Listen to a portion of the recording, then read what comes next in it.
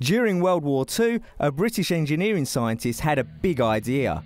The big idea was to bomb the Möhne Nieder dams in West Germany, causing a loss of water supply to German industry.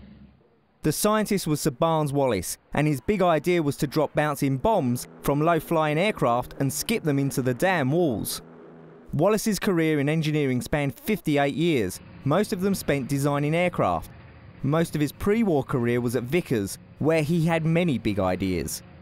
Among them, the first use of geodetic design in engineering, in the gas bag wiring of the R100, which at that time was the largest airship ever designed.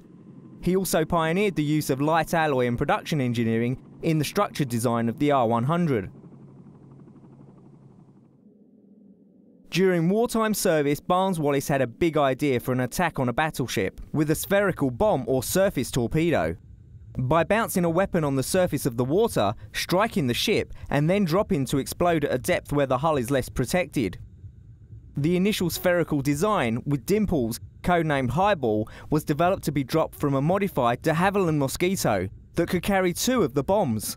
But it was the proposed Operation Chastise, or the Dam Busters raid, that drew all the attention. His initial idea was for a 10-ton bomb to be dropped from 40,000 feet. This was part of the earthquake bomb concept. However, at the time there were no aircraft capable of flying at this height with such a heavy load. A much smaller charge would suffice if it could be exploded directly against the dam wall below the surface of the water. When defence chiefs just would not believe that he could make bombs bounce on water until they hit the dam wall, Wallis was to prove that his big idea could make it happen. Checking his calculations with one of the first advanced computing devices to be used operationally, the mechanical differential analyzer, an early analogue computer designed to solve differential equations by integration. The result was quite simple. As the drum-shaped bombs left the plane, they were given rapid backward spin.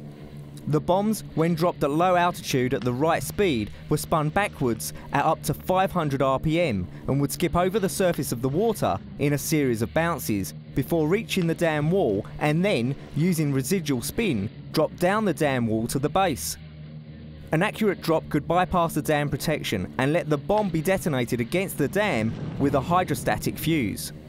The first raid was started on the night of the 16th of May 1943.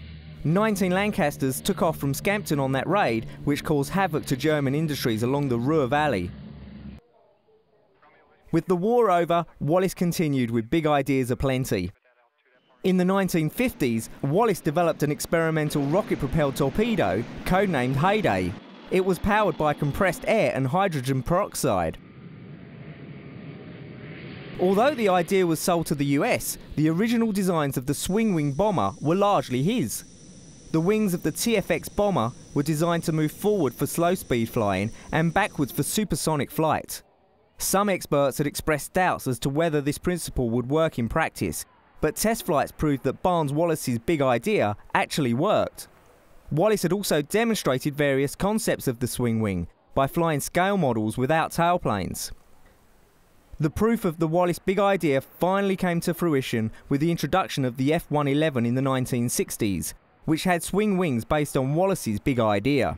The F-111 was the first production variable geometry or swing wing aircraft, seeing service with the US Air Force from '67 through to 1998. The Royal Australian Air Force is the only air force to operate the F-111 currently, and will be until 2010, when the big idea of Barnes Wallis will be replaced by the F-18 Super Hornets. At the end of his career, when he was well into his 80s, Sir Barnes Wallis was still coming up with big ideas. He designed a replacement for the Concorde, which he proposed would fly at supersonic speed across the globe from London to Sydney, with no stops and at sufficient altitude to reduce sonic boom. Barnes Wallis, engineer, designer and scientist, will be remembered as a man with big ideas.